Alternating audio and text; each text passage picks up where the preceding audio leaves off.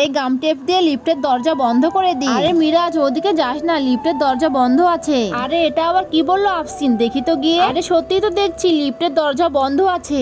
এখন আর কিছুই করার নেই আমাকে সিঁড়ি দিয়ে উপরে যেতে হবে। আরে এখনই তো আমি পড়ে যেতে লেগেছিলাম। আরে মিরাজ তো উপরে চলে গেছে, এবার আমি তাড়াতাড়ি লিফট দিয়ে উপরে চলে যাই। আরে আফসিন লিফটের কি সমস্যা হয়েছে তুই বলতে পারবি? না আমি জানি না কিছু, তোকে আমি বলেছি না কিছু না ধুয়ে কখনো খাবি না। কি ব্যাপার আফসিন কি আমার উপরে রাগ করলো নাকি? দেখি আফসিনের সঙ্গে একটু দুষ্টামু করি, মুজার দুর্গন্ধ আফসিনের নাকে শুকায়। তোর এত সাহস কি করে হলো? এবার আমি মিরাজের সঙ্গে মজা করব, তোমরা দেখো। আমার এই ছবিটা ওয়াশিং মেশিন এর ভেতরে রেখে দি, আমার কাজ কমপ্লিট হয়ে গেছে। ওকে। আরে ঘর থেকে তো আফসিনের আওয়াজ আসছে, আফসিনের চিৎকার কোথায় থেকে আসছে? ওই এই আলমারির ভেতরেও তো নেই। আমার মোবাইলটা কই, দেখি তো আফসিনকে ফোন করি। আরে আফসিনের ফোন তো বন্ধ দেখাচ্ছে। আমার মনে হচ্ছে আওয়াজটা পাশের রুম থেকে আসছে। হ্যাঁ এই রুমের ভেতর থেকে আওয়াজটা আসছে, এই ওয়াশিং মেশিন এর ভেতর থেকে আওয়াজটা আসছে। বন্ধুরা তোমরা যদি তোমার মাকে ভালোবেসে থাকো আর এই ছবিটিকে সুন্দর মনে করে থাকো, তাহলে ভিডিওটিকে লাইক করে চ্যানেলটি সাবস্ক্রাইব করে দাও।